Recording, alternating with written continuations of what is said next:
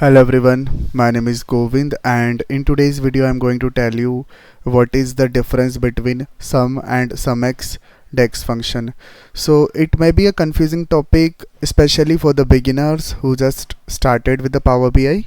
So in today's video I'm gonna clear that doubt. So please be with me till the end of the video and in very detail I'm gonna tell you about that. So to make the things simple, I'm using this simple data set: order ID, product, quantity and unit price. So first let's talk about sum function. So basically what sum function does, it takes column as an argument. So for like performing sum to the column, we need a sum function. So basically sum takes column should be numeric because we always add numbers, not the text. So make sure that whatever column you are using inside the sum, it must be a numeric column, otherwise it will throw error. So suppose like here I want to know how much total quantity I have sold. So how would I go about that? I would simply click on new measure and I would write total quantity and I start writing sum function. So here you can see it takes column name as an argument and it adds all the numbers in a column simply. Not a rocket science, just pass a quantity column and it will give us the total quantity because it has like adds up all the values in a column. Let me so you can see 37 is my total quantity that is sold. So this is where we can use sum function, where we just want some column and we just want the values of that column added. Now let's talk about SUMX function. So to make you more understand about SUMX, so basically here the same data set I have imported in Excel as well.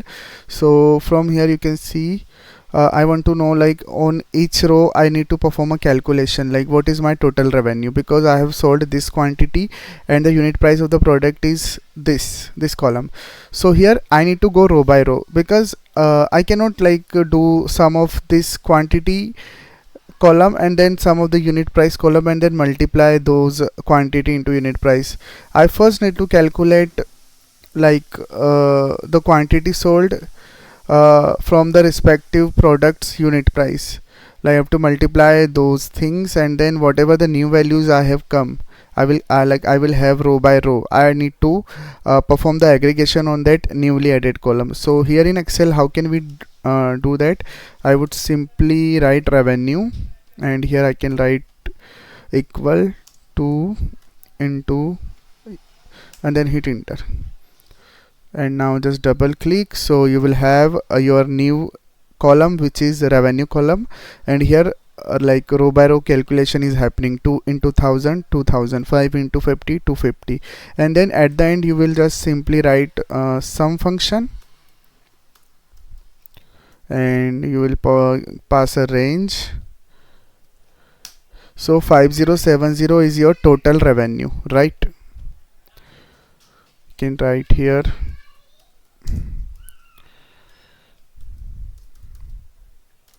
yes. So this is your total revenue. But how you do this calculation in Power BI, because there is no cell reference in Power BI like where you go row by row and perform a calculation, because here I have just simply done a calculation for a single row or in a single cell, and then when I double click, it automatically captures the respective cells and their values and did a multiplication and it gives us the values. But in Power BI, how can you do that? The first way is that you just add a one calculated column. So how can you do that? Go here, new column, and just write what you did in Excel. Revenue,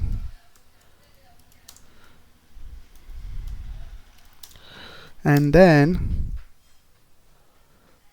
quantity into unit price.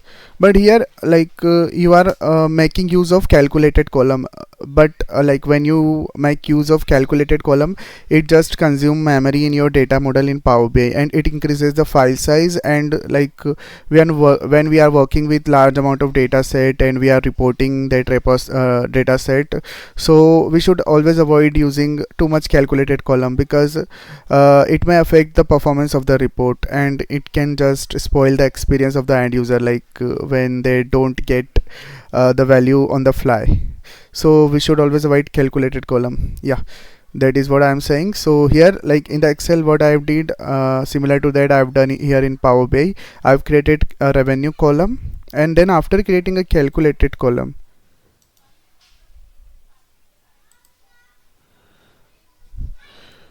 I will do sum of that newly created calculated column. Sorry,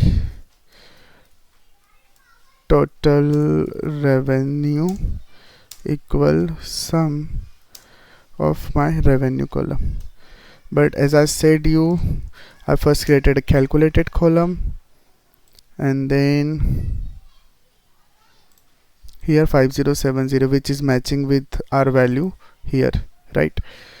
So but for that, like, we need to perform a row by row calculation, and we have to make use of calculated column. But how can we handle this through a measure without creating a calculated column? So this is when you should use SUMX function. Just go here, new measure, and I will write here total revenue, but using SUMX. So this is my measure name, and I should start writing SUMX, which is a iterator function that allows us to enter into the table and perform row by row calculation. Give your table name, because it is asking for first argument as a table, so you need to give a table. So here it is returns the sum of an expression evaluated for each row in a table. So you just write your expression. What is your expression? Quantity column into unit price column. Just as simple as that. Hit enter. So here, without calculating, without making use of calculated column, you could go inside the table and you could perform a row by row calculation, and then whatever the values, like here, whatever the values are coming internally in the row by row, unit price into quantity, so whatever the values are coming at the individual row, it is summing up that value. So if I show you the result, so total revenue SUMX, and here you can see, we, without using calculated column, we can enter into the table and do the row by row calculation. So this is what the difference between SUM and SUMX. SUM is simple, just pass a column and it will give you, it will add up all the value in that column and give you one aggregate value. But SUMX is useful when first you want that some calculation happens between one or more column. It may be multiplication, division, and then you want that whatever the values I am getting after the calculation, then you want to add up that value row by row. Then you should use SUMX function. So yes guys, this is all about today's video. I hope I could clear your doubt, and if you like my content, please subscribe to my channel and hit that notification icon so that I can so that you can get all the notification to my videos. And yes, thank you.